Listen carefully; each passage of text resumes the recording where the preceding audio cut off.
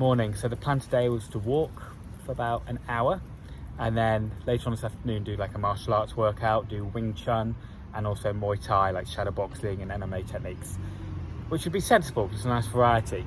I definitely shouldn't run again today. But then I've been walking and it's sunny and I've got this beautiful view. I'm like, you know what, I kind of want to run. So even though that's not very sensible, I'm going to run. And if I'm going to run, I need to make it hard and then take a few days off running. So the plan today is I'm just going to head that way. That's towards Esher, that's towards London. I'm about 13 miles away from London, so I'm not going to get there because, well, one, I don't want to run 13 miles, and secondly, I've got to come back, right? So the plan's just to go that way towards places like Kew Gardens and Richmond, maybe Hammersmith at a push, I don't know. But that's where I'm heading. I'm just going to check in with you every kilometre. And I think I'll use a running app today. So I've got Nike app and I've got Map My Run on my phone. So I'm going to sort of log into those now because I haven't used them in a while. So I need to log in. And I think every time I hit a kilometre, it tells me in my ear. Then I'll do a little video to let you know how I'm getting on. Yeah, we'll see what happens. Now, for those of you who are following along, good for you, because I know it's hard. What's more important than copying the exact things I do, which won't always work for everyone's body, is to actually copy the mentality. And I think as we go on, you'll realise that what I'm trying to do is always kind of like push myself, and also I'm trying to make it fun for myself. And I'm trying to be relatively sensible, but I'm not being so sensible that I'm not willing to get a little bit hurt. I think sometimes we're a little bit soft when it comes to training, and my experience, particularly in fighting, has taught me that the really fun stuff, the real physical fun stuff, involves getting a little bit hurt. So I don't mind if I get, if I bleed or bruise and stuff like that. I think it's part of being alive. Another thing, I'm much more of a coach than an athlete, which I think is quite apparent. I'm just trying to remind myself that I'm an athlete. That's what I'm doing in this Lift Day challenge. I'm also doing it as a different way of coaching. Like I always educate, I always teach, but it's quite nice maybe to try and do it in an inspiring way, rather than just sort of a technical way, I guess. And that's part of the reason why I'm doing this YouTube challenge. But I am a coach more than anything. So if you have any questions about this challenge or about diet or about motivation, please do ask in comments. I will check every time I'm uploading a video, like at 10 o'clock or midnight, whenever it is after I finish editing it. I am on YouTube, so I'm happy to answer all your questions. That's cool. So please do use this kind of opportunity to get someone who's been a coach for 27 years now. I think I know quite a lot of stuff about how the body works and how to motivate people and how to get results. So yeah, feel free to use me, particularly at night, sort of UK time, so like 10 o'clock to 11:30. I'm definitely on YouTube and I'll definitely answer your questions. All right, so it's 8:10. See that? 8:10. Let's get going. We're going to set this app up. Let's get going. I'll check in with you when I hit a kilometre. Bye.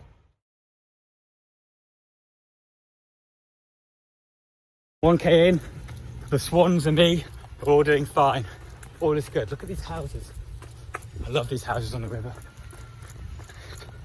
Better work harder. 2K in, all good. Okay, 3 kilometers in. I'm feeling a little bit on my left hamstring. I think that's because of the kettlebell swings stuff yesterday. Maybe the kicks yesterday, because it doesn't feel sore, it just feels a bit tight. So, yeah, no reason to stop. Just that I'm feeling it. You'll find in running that it's not normally the lungs and heart which go. If you're a complete beginner, yeah, it's actually usually a tightness in the calf or hip flexor. See, for me, normally, my left hip flexor and my right calf are the things to go. So I guess we'll see. Tell you what I am enjoying. I'm enjoying not stopping and putting the camera up for shots like I did the last couple of days. I'm not doing that today. I don't want to stop. I just want to go. So less cinematic, but probably better for my fitness. Okay, I'll catch you at 4K. Bye. 4K. Nothing to note, just running, listening to music. I'm 90s was my decade. I was born in the 70s, obviously, but I love 90s music, so I'm listening to Screamadelica by Primal Scream, which is, I'd say, my top 3 albums of all time. 6k in. Oh, beautiful. You've got to see this. All right, 7k. No drama. See you at 8. Hey, 8k in. Now, this is where it gets tricky. If I run another kilometre, then I've got to run 2 kilometres back. So already, I know I've got to do 16k. And I did that yesterday. I'm starting to feel it a little bit now. But you know what? And this is why I need to remind myself that the brain and body always have a bit of an argument when it comes to long distance running. And often the brain wins and we stop. The body knows how to do this. So the trick isn't kind of like willpower and pushing through it. It's kind of letting go and not thinking about it. Kind of like meditating in a way. You let it happen. So I'm trying to let my legs, let my arms, let my lungs do what they're designed to do. I'm convinced. Well, if you look at the biomechanics, the physics of the human body, the way we're designed, we can do many, many things, way more things than we realise. So my plan now is to try and let myself get to that state. And yeah, we'll see how we get on. I'm starting to feel my hamstring a little bit, feel a little bit of pain, feel a bit sluggish now. I'm definitely hungry. Fasted cardio is tough, man, but you know what? Got to keep going. Bye. 9k.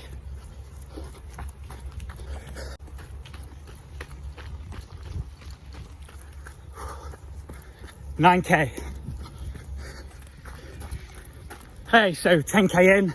It's taking me an hour. A few seconds over. Feeling good.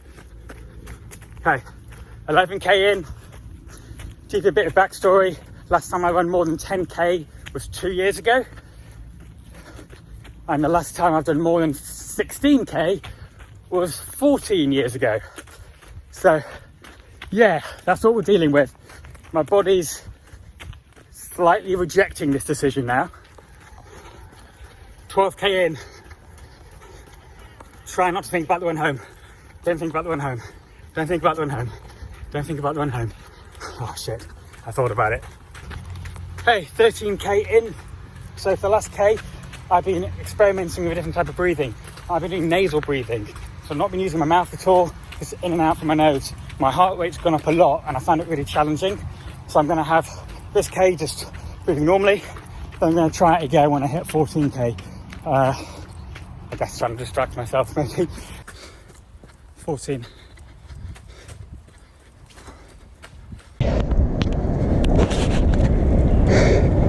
Just under 15k. Can you see that? I really should turn back, but I'm kind of committed now just to go until my legs physically stop, and then I'll have the mental battle trying to come back. So I think that will do what I set out to do in this challenge, which was to build resilience. Sometimes my life's pretty easy and I'm fearing that I've got a bit soft over the years because my business is going well and I'm happy and everything's fine and I have a very comfortable life. And there's a danger that you get a bit soft when that happens. So yeah, doesn't matter how far I go. It's irrelevant if it's 2k or 100k. It's what matters is I go to my absolute limit, what I think my limit is, and then I try and come back. And that'll be amazing if I manage to do that. And that's exciting to me. That's much more exciting than hitting a certain number or marker. Okay, catch you later. Okay, 16k in. I'm coming up to Hammersmith now. The main emotion I'm feeling is thirst. I could kill for a glass of water right now. I haven't. Basically, I had a small glass this morning when I woke up like at 7. And that's it. Obviously I'm doing this fasted, so I'm hungry and thirsty.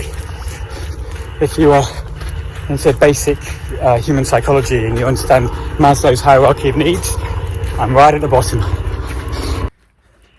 17, everything hurts. 18k in, just gonna keep on going. Running slowly, I might be overtaken.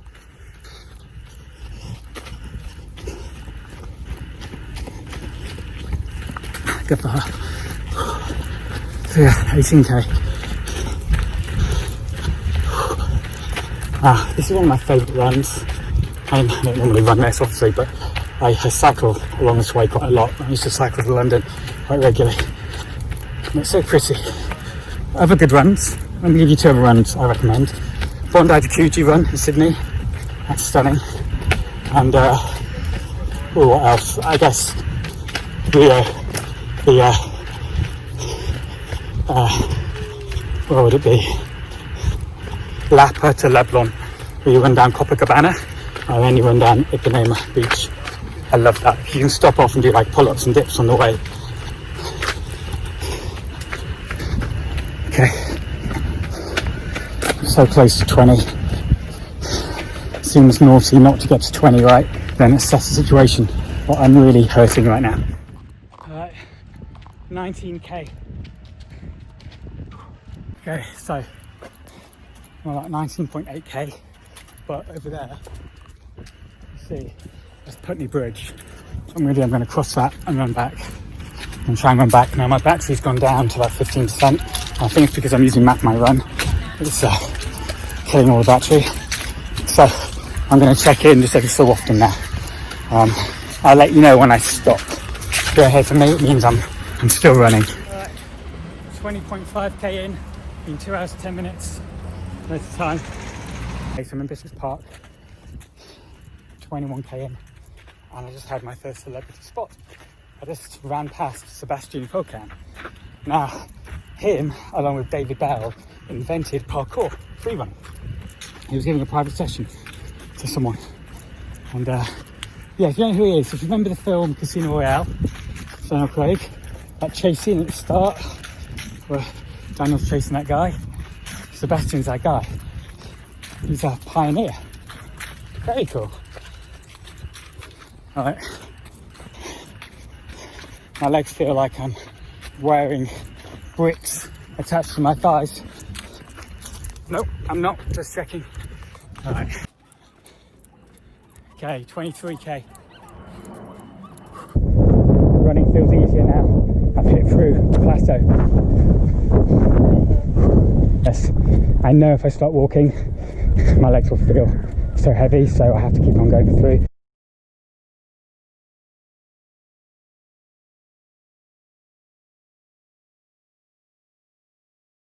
Now, and every stride is tough. My quads are kind of frozen up, and I'm so thirsty.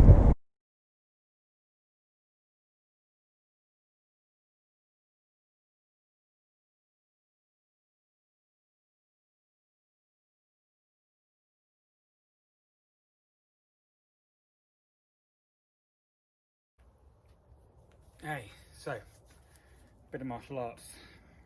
I can barely walk, by the way. But I guess that's to be expected. Let's loosen up the shoulders.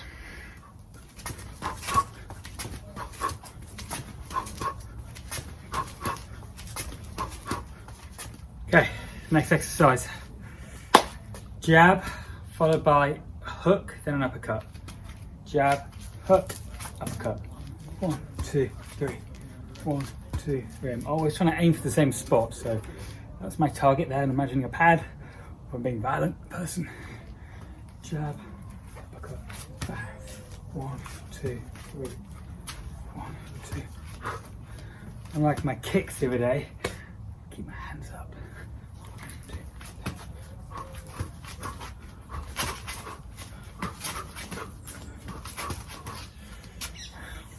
Alright, next elbows. A combination of different Muay Thai elbows. Side elbow, right side, left overhand, right uppercut. So 1, 2, 3, 4. Target areas here. Again, I'm imagining an opponent. So I'll come to Muay Thai. So 1, 2, 3, 4. 1, 2.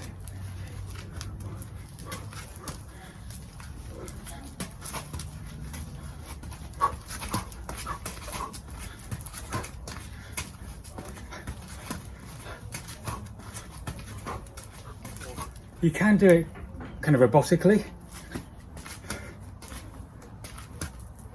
I like having a little bit more flair. So I like to flow in between strikes. Looks better and also helps improve my coordination.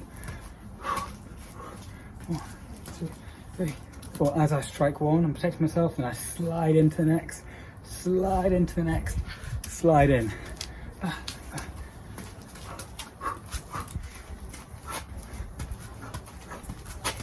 Okay, next, spinning elbow. We're going to do overhand, going past the opponent, and then there. So it's 1, 2.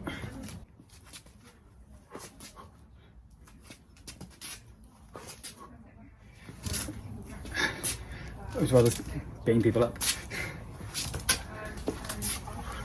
Check out On the Back, Thai film with Tony Jaa. It's got some Muay Thai and Muay Thai Baran. Muay Thai Baran is the ancient, Baran means ancient, version of Thai boxing, which is a lot more elbows and double elbows and jumping up on knees, and it's a lot more acrobatic. Maybe not so great in an MMA situation, in a cage fight, but it looks spectacular.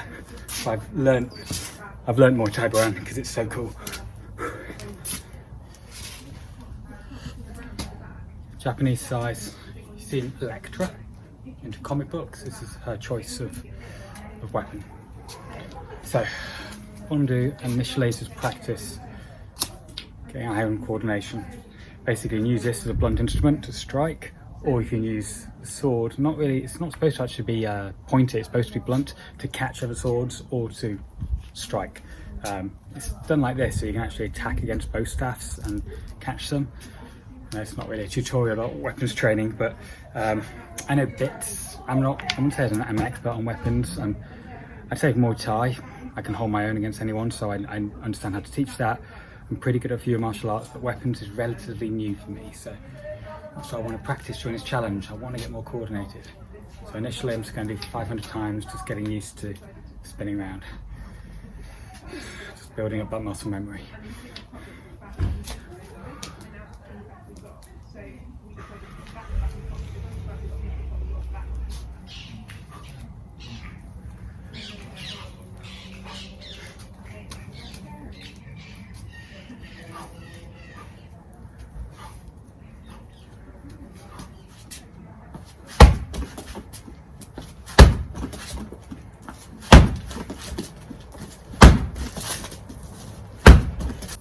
Eight-step combo. The first 4 strikes are punches, the next 4 are elbows.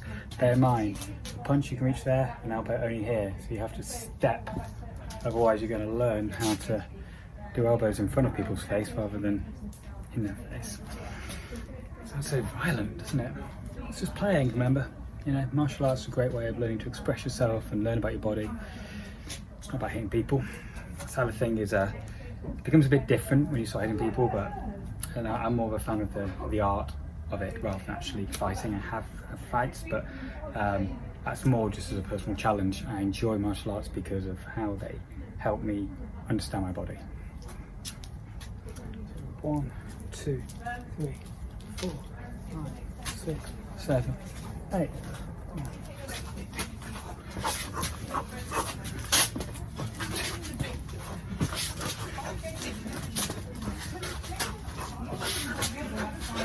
This is brutal. 1, 2, 3. 1, 2. Keep it there, Dan. Come on. 1. So it's a slightly different technique than Muay Thai.